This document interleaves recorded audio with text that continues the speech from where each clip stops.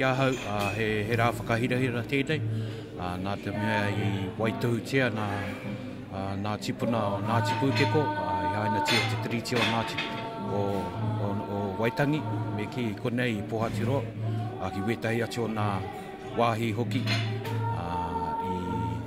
I whakapapa mai au mai nā mātua tipuna nā rātau. It means remembering the signing of the Treaty of Waitangi and founding.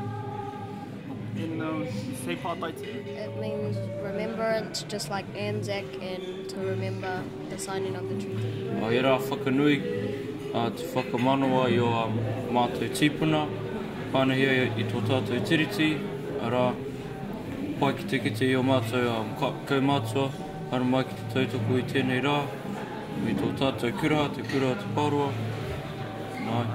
I whakapapa mai au mai te pi yariari, te haukakaua, a ko tūnui, ko te nui nā, no Ngāti Pūkeko, koe rā te mea, I hono ai au I tēnei kaupapa.